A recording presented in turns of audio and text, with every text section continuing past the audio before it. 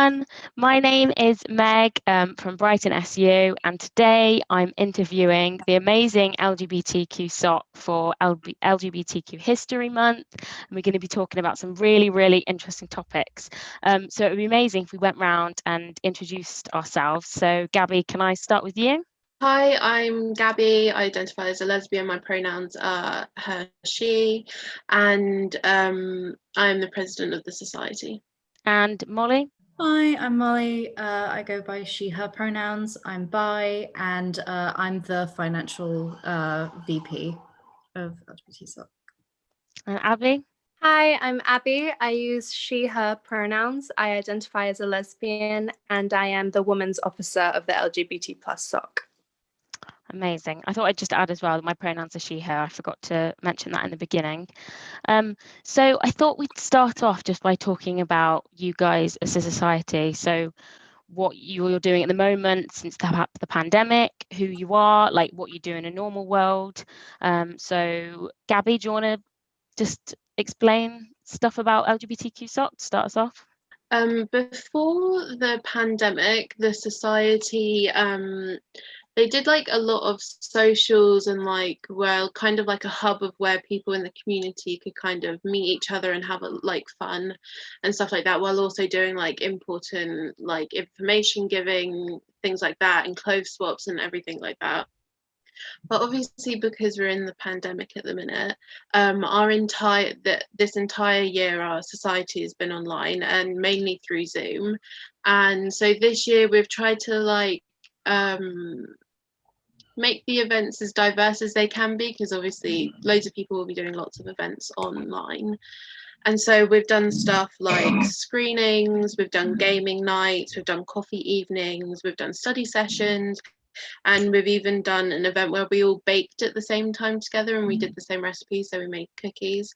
And like generally we try to make the sessions a space where people try and break the awkwardness of talking to each other online, but also discuss or have a safe space where they can talk to us about anything really, as well as doing something fun. So that's kind of been our aim during the pandemic, because obviously we couldn't do all of the really fun things we wanted to do in person. But yeah, so that's what we've been up to. Oh, amazing. It's so amazing to see you guys still going now. I mean, I'm sure a lot of students really appreciate it. Abby, how have you found just the pandemic in LGBTQ SOC and, since September coming back? I think that a big thing that we've definitely tried to achieve is to try our best to implement a range of different activities that appeal to a lot of different people. So like Gabby mentioned, with the baking and the gaming and then screenings, there's lots of different sort of avenues that we've tried to go down to make sure that the activities do appeal to everyone, or at least different people can join each week. It's definitely been challenging with the pandemic, not just in terms of appealing to our SOC, but just wanting to make sure that all of the members of our community are also sort of with their mental health and everything going on doing okay, because of course, the online spaces, it's so amazing that we can still connect and have these sessions each week. But at the same time, we do want to still make sure that everyone is feeling like they can join and can have a safe space to speak. But overall, I think that it's been a really good experience for us to have this online space and making sure everyone's okay in a sort of deeper way. Oh, nice. So why do you guys think LGBTQ History Month is so important? Like, why should people know about it? Like, why should we know about the month, and why should people celebrate it? Anyone can answer any of these. Well, I think for a lot of queer people, something that's really difficult is we don't have that generational connection that a lot of other minority groups do have.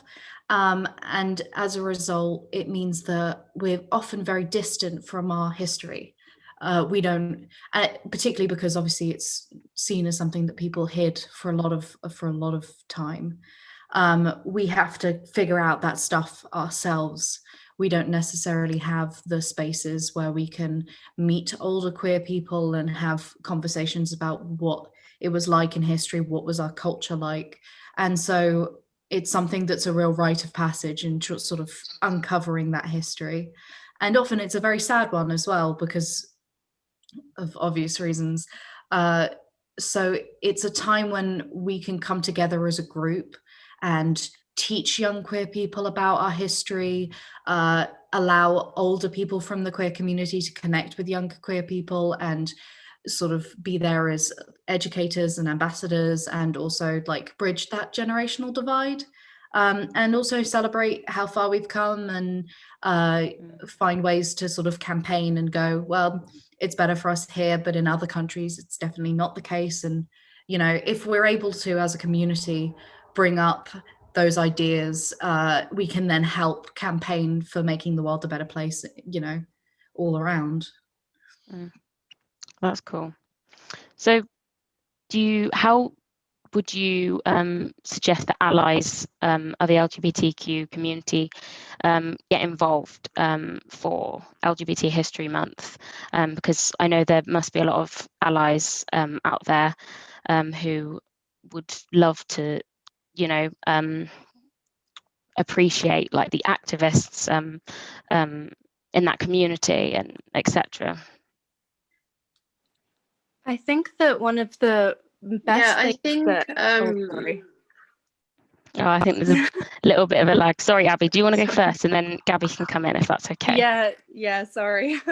I think that one of the most important things for allies to do is to listen. It's all about opening communication and conversations and asking LGBT plus individuals how they feel and what they're experiencing, as well as even speaking to sort of, like Molly mentioned, older generations of LGBT plus people and their experiences. And because that's all that everything's ever about that's going to be achieved is just through communication. So I think that's literally one of the most important things, is just to listen. Yeah, brilliant. Gabby, were you going to say something? Yeah, I was going to say, I think essentially I was going to say the same as Abby. So like listening and asking respectfully is also another thing, and not expecting every person in the community to be open to you or like wanting like to speak to you about the history, because it is incredibly traumatic, but I'm being prepared to be like pushed back on a lot of the preconceived ideas that you may have, and also opening yourself up to teaching yourself and questioning yourself, because there's not like if there isn't like a lot of queer people for you to talk to in your community, or that you have to be active in wanting to know more than you do. You can't just feel like, oh, I've watched like RuPaul's Drag Race and that's everything that I need to know about queer history, because it's not. And you really have to investigate like the misconceptions that you have in yourself. Even if you do think you're an ally, there are always going to be, because of how society talks about our community, there will be stuff that you have just learnt that needs to be rewritten. So yeah, that's what I would suggest. That's really interesting, and just especially the part about like always learning, and the perfect ally doesn't exist. So that's really interesting. So in terms of representation in the media, in sport, politics, why do you think that LGBTQ representation is so important? Because we don't see it enough. So why do you guys think personally it is so important for LGBTQ folk?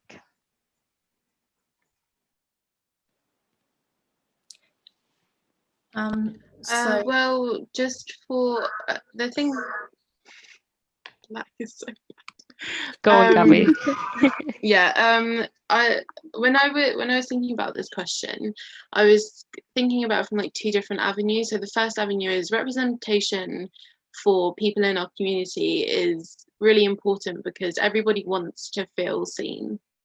everybody wants to be able to like have something that they can watch where they feel represented in themselves and not feel, especially if you're a person who doesn't have a community, because I think that's like what a lot of people forget, is that while there are like massive communities in Brighton, in London, in like different city hubs, there are hundreds if not thousands of in the UK alone, of people in our community who have nobody else in their life that understands their experience or knows what they're going through or feels the same way that they do. And so if they can turn on the television or open up Netflix or go listen to a song or that has a person who has either been through the same thing that they have, experiences their identity the same way, or a representation of their identity on screen, it can be incredibly important and validating to see those representations. And then the other avenue of understanding why representation is so important is the majority of the audiences that watch media will probably be cisgender and heterosexual. And so if they don't have anybody or live in a community that is like liberal or forward thinking, they won't have much interaction with people from our community. And so all representation that they're getting is from media content. And so all of the ideas and conceptions and stereotypes and understanding that they have of our community comes through the representations that they get in the media. And so it's really important that the representation of our community in the media is representative. It's not a stereotype, it's not exaggerated, it's not hyperbolic, and it doesn't have the agenda behind so much of the representations that exist, which haven't always been the best. So yeah, that's why I think representation is so important, because it means a lot to people in our community to see themselves, but it also impacts the way that people who aren't in our community get their ideas of who we are, and it can have real world implications. If the representation is really awful, these people can have this understanding of who we are and go out and do something to people in our community that has been in the very worst way harmful and dangerous. Am I right to add on to that as well? So I was just thinking about what Gabby mentioned as well, and I think another thing that's really important specifically for representation of LGBT plus identities is very specifically also representations of ethnic minority LGBT plus individuals, because I think that a lot of for a long time, I think a lot of the LGBT plus representation that was seen was very sort of white, for lack of a better term, and not the most ethnically diverse. So I think that that's also really important, just so that the LGBT plus members of our community who also do come from ethnic minorities do also see that this is a space for them as well, and it's not just a sort of white dominated LGBT plus identity group. It's a place to celebrate all different kinds of people. Yeah, definitely. Molly, did you have something to add to that? Yeah, I mean, both of those points are kind of what I think we're all thinking. It's really, really important to have people who are because LGBTQ group is an incredibly broad group of people that come from all like classes and like ethnic backgrounds and levels of like, you know, there's not a lot of representation of disabled queer people, and they are a huge part of like the community. And so it's really important that those groups get represented as much as, you know, attractive, thin, white gay person. And normally it does definitely skew towards that kind of group. I think also it's important to note that representation's obviously incredibly important, but it doesn't, another thing that really does need to take precedent that doesn't get as much attention is you need to have queer writers and like people in your staff and in the higher ups in order to authentically tell those stories, because as well intentioned as a lot of straight people are, they are not going to have the full scope of what that experience is. And so until you start like elevating those voices in the writers' room, in like in editors, in directors, you're not going to be able to see that authentic experience. And I think a lot of people go, oh, this show is great because it has like a queer character in it, and you're like, yeah, but it's written by all straight men. Like, this isn't necessarily how most people would experience it. And so I think that's something that also needs to be addressed and sort of counteracted. Yeah, definitely. It's like positive and negative representation in the media of this community, and you see positive representation and negative representation. You see those terms like, you know, used a lot, but for the listeners of this podcast who don't know the difference between positive and negative representation of the LGBTQ community, do you guys mind explaining? Yeah, sure. So so positive representation is representation that shows LGBTQ groups in a positive light. So this is either through you know, showing their authentic lives, or having, at the very least, having characters who are sympathetic and queer. Most of representation is negative representation, like throughout history. Obviously, tides are changing, but for the majority, like queer coding, which is a term that's used for when you hint or imply that someone is queer without openly saying it. Queer coding is very often placed towards villainous characters. So in particular, there's a whole lot of literature about how Disney uses a lot of queer coding in its villainous characters, like particularly, what's the villain in The Little Mermaid? Ursula, thank you. Ursula and Scar and all of them have like very specific coded elements that can be read as queer. So that's a form of negative representation.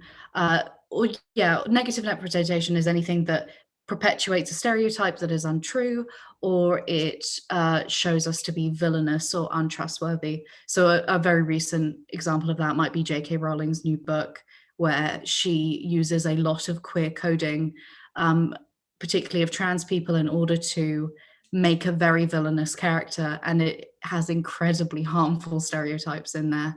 And so she can say, oh, it's not really about a trans person. And technically she'd be correct, because like she says her character is not trans. But the coding is implicit and pointed enough that it still has real world consequences for the way that people will perceive trans people.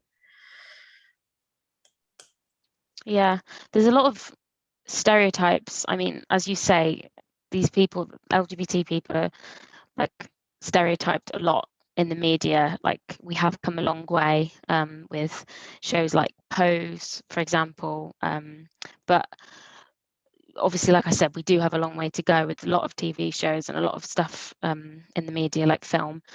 So how, as a society, do you think people can contribute to getting rid of these damaging, awful stereotypes?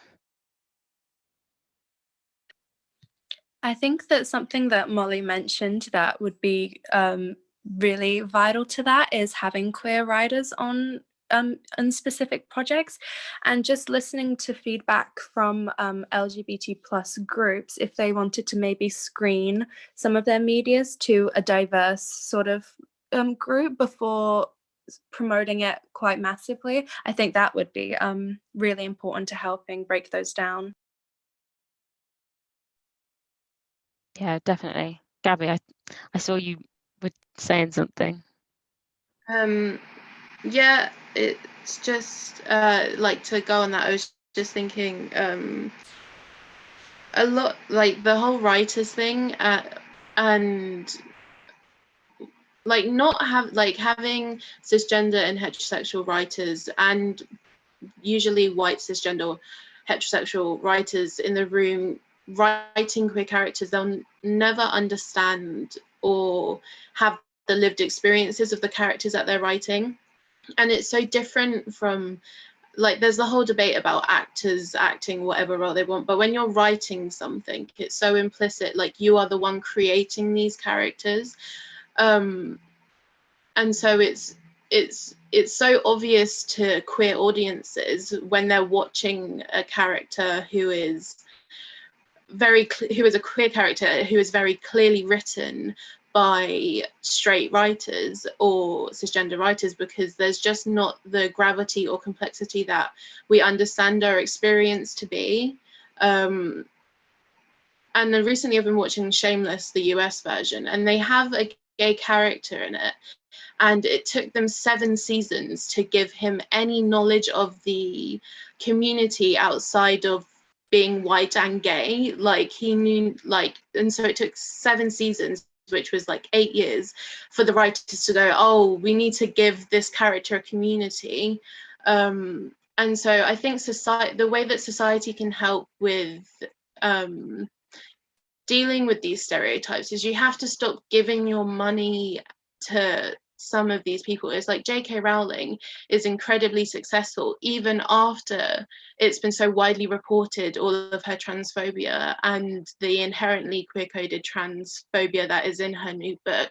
She is still a best-selling author. She is still winning awards to this day. And people are still going out and buying her books. It's just like, there's a lot to say with like petitionings and stuff, but sometimes the best thing you can do is like make change with where you're putting your money, because if nobody went out and bought her books, or if nobody went out and saw whatever the next Harry Potter film was, then it would have an impact on her. She's allowed things and write all of these characters which she can queer code, which she has no experience of, because she has the wealth and the money to do so. There also just has to be a demanding, not only from our community, but from other audiences, to want to see characters that are representative of our identities. And so if you're an ally, you should be speaking as much about the representation you want to see as like anything else. Yeah, definitely. Thank you. As well, I wanted to talk about typecasting, because Gabby, we were talking about that over Teams last week, and like, for example, if a cisgender man comes out as gay, a lot of the time, like, he's an actor, a lot of the time they say, right, we now know you're gay, so we're going to make you play all the gay roles in these movies, which is terrible, and it therefore limits them to like a massive variety of different characters that they could play one day. So why do you think this is? Because this happens so often, and I feel like it's not spoken about enough either. I think like it's honestly bigger corporations capitalizing on identities a lot of the time, and sort of just taking advantage of like LGBT plus identities. If they see a big celebrity come out and they're like, oh, they have a big following already, and then plus as well, they're part of the LGBT plus community, we can probably use that as a sort of tool to further their own agenda. Even though I do think as well it is important to have representations of gay characters played by gay actors, but like you mentioned, when they are just typecast and sort of minimalized to the specific roles, it can become quite problematic in terms of it's just very writing off any of their other talents and minimalizing them just to their identity. Yeah, definitely.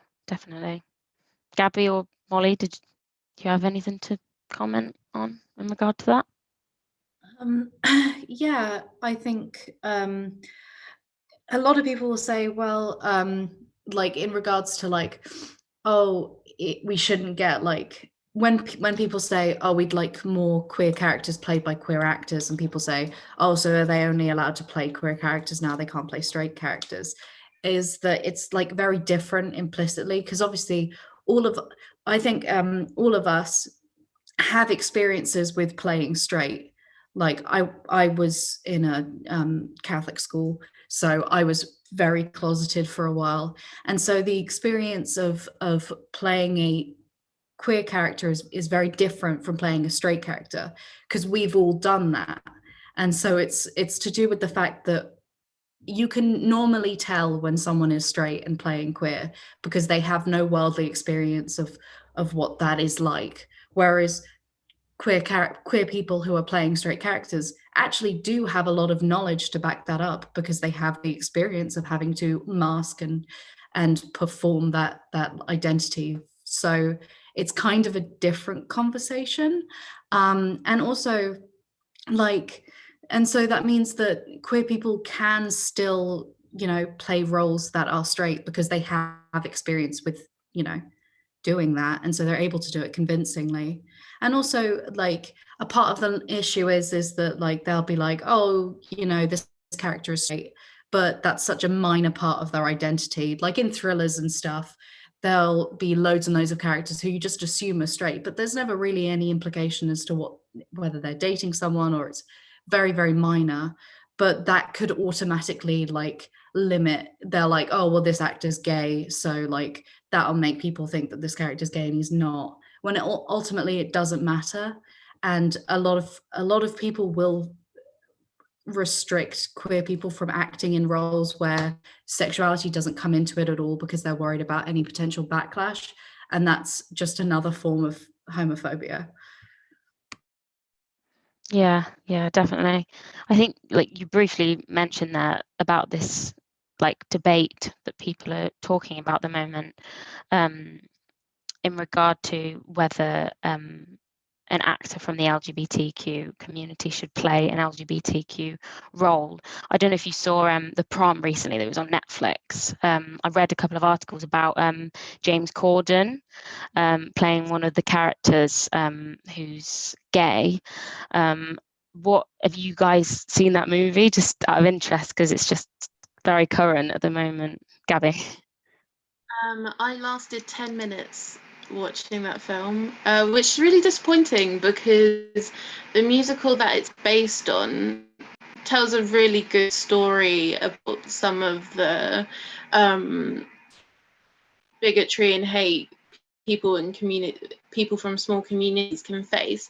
However, James Corden in that plays every stereotype that a gay man has ever faced ever. And what makes it more offensive is that it's like it was made by and written by, produced by Ryan Murphy, who is a gay man.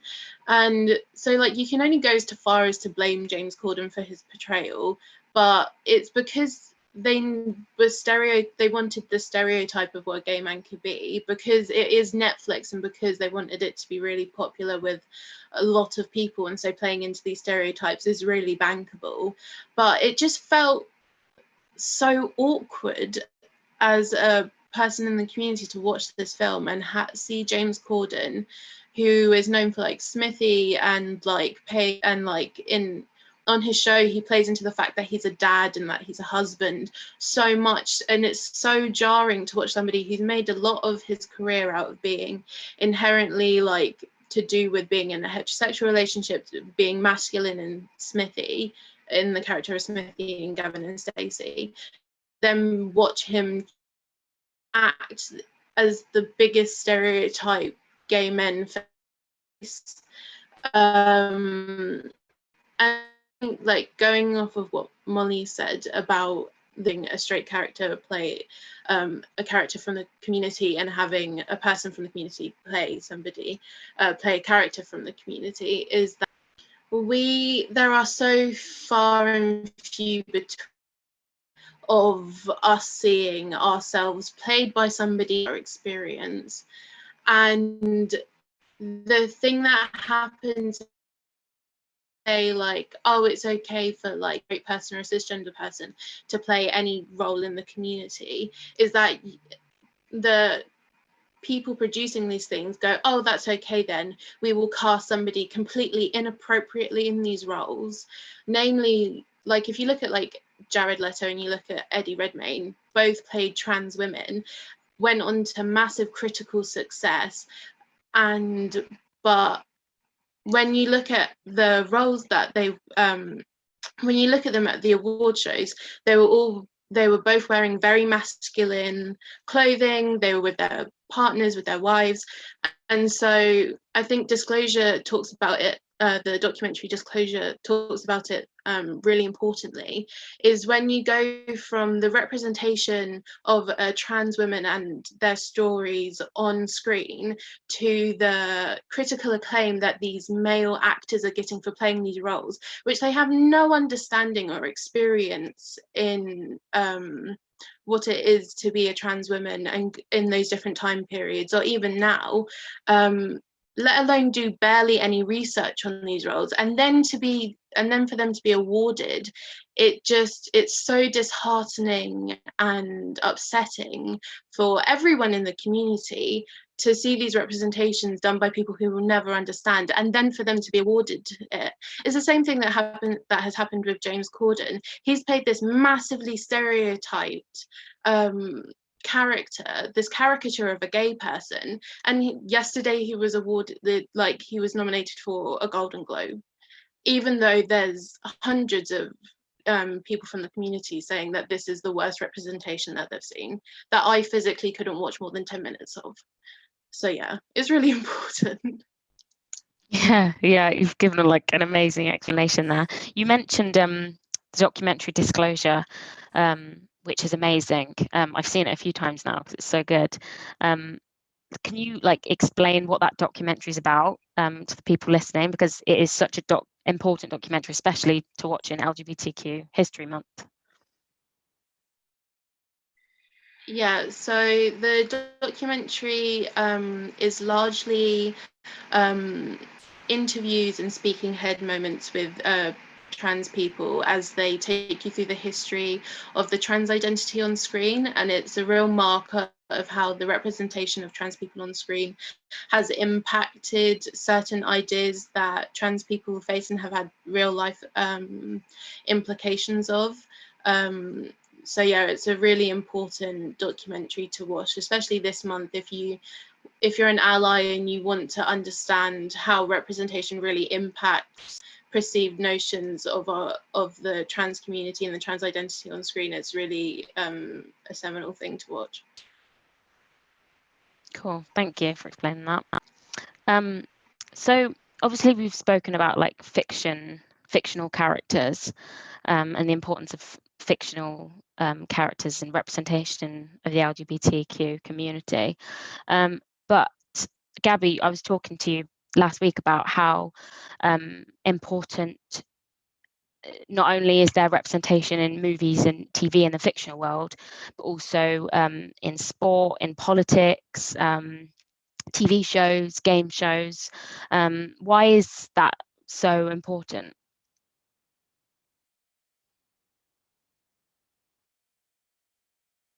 Anyone can answer that. I'll just Gabby. briefly explain what I was thinking, and then I'll let Molly and Abby talk, because I realise that I've got on a bit. But I think we need to, so representation in fiction-based media is really important, because that's the kind of the largest place that a lot of people watch television. But having people in non-fiction based media, so in talk shows, in game shows, in reality TV, who are a part of the community and on screen in these non-fiction programs or films is really important, because it's not a representation, it's the experience of a real person, and it's the presentation of a person who is having who has lived experiences, who identifies as part of our community on screen. And so it's like, once again, and as Abby said, like the only people who have really broken into non-fiction based television or programming are white gay men. So like Graham Norton and Alan Carr, like they're really, really successful in what they do.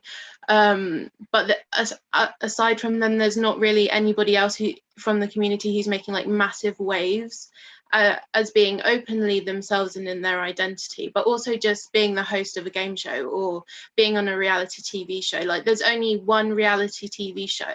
Like you can have all your opinions on whether reality TV is like good TV or not, but there's only one season of one reality TV show where I have seen like an entire LGBT cast, which was, I think, was like an American version of like Love Island or something similar. And it worked really well, and it was one of the most popular seasons because all of the LGBT audiences that had been craving seeing a reality TV of just like themselves being like the messy people that are on reality TV are. It was so entertaining and joyful to watch because they weren't being forced to watch relationships that they could never, or identities that they could never relate to. So it's really important to see yourself. Like I think the for myself, like the most important non-fiction representation of my identity was Susie Ruffle, and she's a comedian, and seeing her on Live at the Apollo was one of the most important things that has happened to me, because she was herself. She was talking about things that I understood and identified with, and like she didn't go off screen and be a completely different person. She was still Susie Ruffle when she walked off the stage or when she wasn't on the screen anymore. So yeah, that's why if Molly and Abby wanted to add to that. I think the same reasons, but also I wanted to touch on the sport because I'm like a football fan, and so there is almost zero LGBT people who like open footballers. Like in women's sport, it's slightly different. There's a much higher quantity, but obviously that's far less televised. Anyway, homophobia in like men's football is so rife and extreme, and while I totally understand why the people who are, you know, LGBT in men's football decide to stay closeted, I totally understand that is probably for their own safety. It would make such a huge difference, particularly for young boys or for, you know, people in because it tends to be more working class communities who really like football, and that's a really big community around them. Having those young children who may not have other ways of being exposed to that, seeing a footballer who they really admire, who really makes a difference, and who's like really cool and athletic and successful and is openly like queer, that could make such a huge difference to people in that community, and to, you know, people growing up seeing that it's not just in TV and shows that you'd never relate to, you know, because you can see loads of LGBT people in like historical dramas or in like stories about the mega rich and stuff, and that's not necessarily going to have the same resonance as someone who is a footballer or in nonfiction in some way, where it's like that's a person who exists and their job is totally separate from their identity, but it's still there and you can see it and connect with it. I think that makes a huge difference in humanizing that kind of humanizing for people who are really, really isolated from that. So in sport in particular, I think there is a real fight to be made, because homophobia in like rugby and in football, men's football in particular, men's sports in particular, is really, really rife and incredibly violent at like its worst. And so, yeah, just in terms of that, I think that's somewhere where we have a lot of legwork. Yeah, definitely. Again, I feel like that's not spoken about at all. Like, so that's really interesting to hear you talking about that so passionately as well. So I thought we'd kind of like end the podcast by having like a game. It's not really a game, but I think it would be cool to go round and just say like 2 recommendations of like a film or a movie or a podcast or a book that has positive LGBTQ representation. I know you guys already gave me loads of suggestions, and we've actually got them on the BSU website, but I thought might be nice to just go around and do like 2 recommendations each, if that's okay. So Abby, can we start with you? Yeah, of course. So I think my first one, which Molly and Gabby probably aren't surprised about because I go on about this a lot, is Sex Education. It's on Netflix, and I'm sure a lot of people have heard about this, but it's genuinely such a good piece of media representation, not just for white LGBT plus identities, as well as it also showcases LGBT plus identities from different cultures as well. And I think that with the forward seasons and how they're going to be exploring different gender identities as well is also a really amazing aspect. And for the second piece of media is a video game. There's 2 parts of the sort of series, and they're called Life is Strange, and it showcases not only sort of sapphic relationships, but also gay male relationships as well, and specifically again for gay men from ethnic minorities in the second game. And so if anyone sort of was interested in playing a video game that did have LGBT plus representation and explores how different people approach those and talk about them, those are also really great video games just to showcase different identities as well.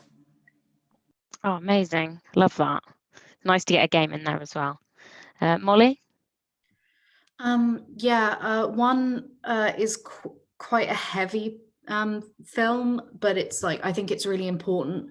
It's called How to Survive a Plague, and it's a documentary about the AIDS activists in the 1980s and how they, single-handedly sort of forced America to deal with the AIDS crisis. It's very upsetting because obviously it is talking about an illness that killed so many people, is incredibly deadly, and also it's very frank about the government's culpability in how they refused to acknowledge it. But it is really important because I think for a lot of people, particularly when we learn about the history of AIDS, there is very little discussion on how the government dealt with it, or in our case refused to deal with it. Margaret Thatcher in particular, like they don't talk about in the UK, it's set in the US, but Margaret Thatcher is responsible for a lot of the reason why AIDS got so bad.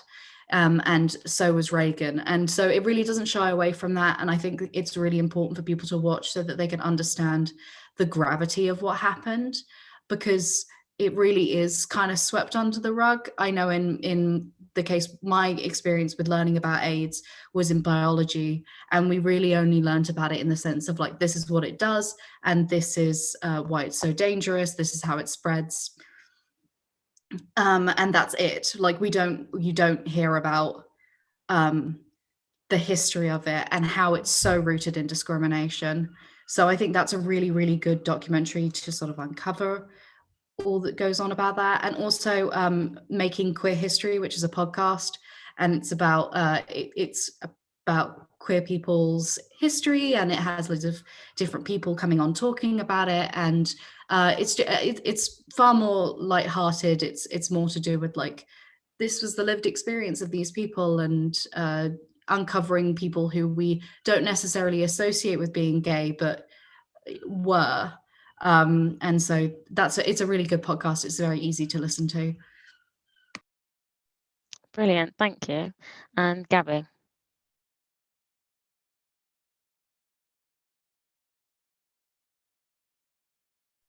I think you're on mute, Gabby. I was on mute. So just before I give my recommendations, I remembered this is something that I wanted to say about what allies could do this month if they wanted to help the community. So just very quickly, one of the most important things that allies can do at the moment is to sign petitions, write letters, and demand action for the incredible injustices that are happening against the trans community in this country at the minute. Recently, the Conservative government have made it nearly impossible for trans people to transition medically, preventing them from getting hormone blockers until after the age of 16, and the current wait list for the first appointment for trans people is now up to 5 years, or between 5 years and between 3 and 5 years. And also they are trying to make legislation that allows a list of any person who has changed their name by default to come out, and obviously that is incredibly dangerous and puts so many people's lives at risk. So if there is one thing that our allies can do this month, it is that, to sign petitions, to write to MPs, to make this issue as loud as it possibly can be. And so yeah, that's what I would recommend for allies to do. And things that I think that the allies should watch this month or listen to this month, or for anybody to watch and listen to this month, is the series Pose. It is one of the most diverse representations of our community. It is incredibly important. It has trans women in trans role, which is kind of revolutionary, because it hasn't really been done before, especially not on such a mainstream platform. And the other thing I would recommend is the podcast Out with Susie Ruffle. She talks to a wide variety of people from loads of different places of our community, and it discusses mainly what it was like for them to, up until the point that they come out and then after they come out. So yeah, that's what I would recommend. Thank you so much. That's amazing. Pose I am obsessed with. I've made every single one of my friends watch that show because it's so brilliant. So just to end the podcast, Gabby, do you mind just letting people know what you guys have planned as a society for this History Month? Yeah, so we are, our first event to do with LGBT History Month is screening Jules Catch 1, which is a documentary following one of the forgotten icons of our community, who was pretty much one of the leaders of how the community in Los Angeles looked after a lot of people during the AIDS pandemic, and how she fought racism and bigotry, not only in the wider society, but also within our society. And it talks a lot about the intersectionality between bigotry and that went on and still goes on now. Our second event is a letter writing event, which is where we're going to hopefully we'll all write these letters to our community elders, asking them, like, one, giving thanks and gratitude to everything they've done, but also kind of writing to the people that we will never get to have a conversation with and what we would want in those conversations, and then also writing letters to our current selves, because we are making LGBT history just by living. And then writing a letter, and then so we'll each write a set of 3 letters, with the third one being a letter to the queer youth, because I think they are definitely in need of the guidance that we have been lacking, and we want that generational connection. And so I thought this was a really good way to write to LGBT youth and say the things that we wish we would have heard when we were younger. And then to round off the month, we are going to hopefully do a virtual ball where we just celebrate our history and we reflect on everything that is important to us now and was really important in our history.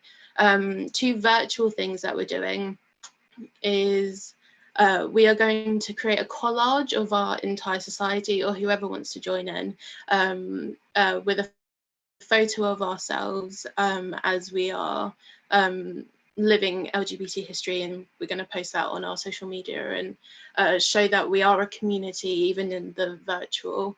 And our second one is we're going to do a virtual Stonewall riot. So it's where we're all going to write a paragraph or like a sentence saying what's something really important our community faces right now. We're going to create a virtual wall with all of these bricks. So yeah, that's what we're doing this month, and we hope to see as many people as we can. That's amazing. Honestly, like I'll provide like loads of links below with everything, including the petition you talked about and everything. So honestly, thank you so much, guys. I've been looking forward to doing this podcast. It's been so interesting, and thank you all three of you for being a part of it. It's been so interesting and amazing. Thank you. Cool. Yeah, Well, thanks you. so It's much, been guys. lovely. Having us. Thank you.